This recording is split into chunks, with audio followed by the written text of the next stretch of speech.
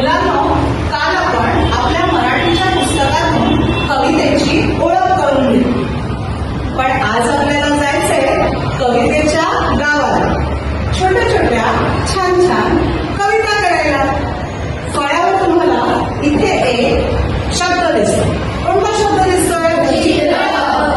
मग या चित्राशी संबंधित तुम्हाला पटकन आठवतील असे शब्द तुम्ही मला सांगायचे. कोण मला सांगेल?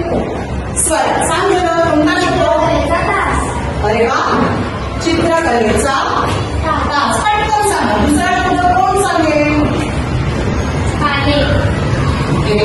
पाणी. अजून सांग.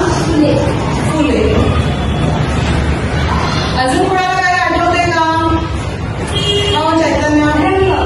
रंग. चित्र म्हटलं की रंग हवेतच.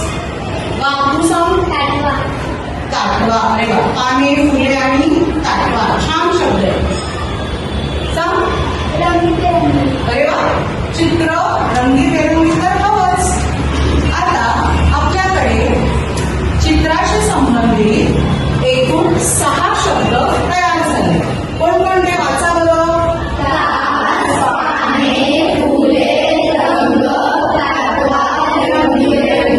पण आपलं काम इथे संपलं नाही ना. आता तुमचं काम सुरू झालं. कवितेच्या ओळख पाठातून आपण बघितलं की सुधीर आणि त्याच्या घरातले सगळे एकमेकांशी कवितेतून संवाद साधतात. मग आता तुम्ही सुद्धा या शब्दांनी एक कविता तयार करायची आणि त्या कवितेतून एकमेकांशी संवाद साधायचा. आहात तयार सगळे? हो. चला तर मग कवितेच्या गावाला.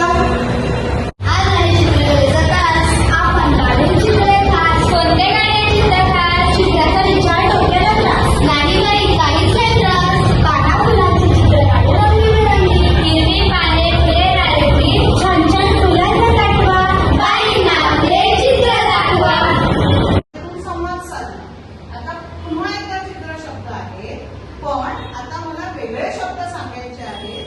चित्र या शब्दाशी संबंधित. कोण सांगेल? ओके. चित्रकला हा विषय. दुसरा शब्द पटापट सांगायचा. पटापट. कोण सांगेल? चित्र विचित्र. अरे बापरे, छान. अजून कोण सांगेल?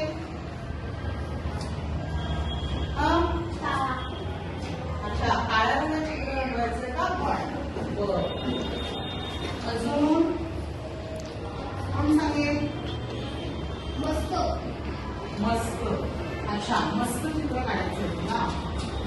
बर. अजून? आशय.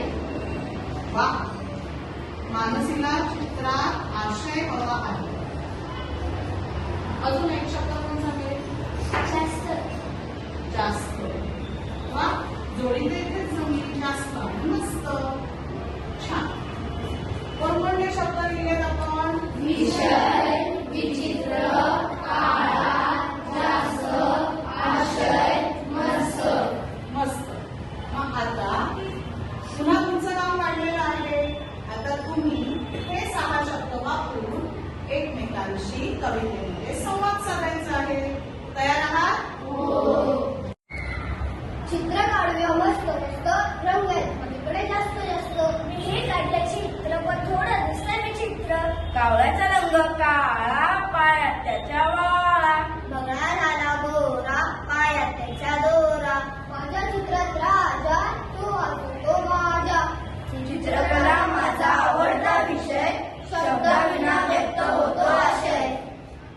आता आपण खेळणार आहोत शीघ्र प्रतिसाद फेरी. कोण मला सुरू करेल? वा, सुरू कर. केलास का अभ्यास?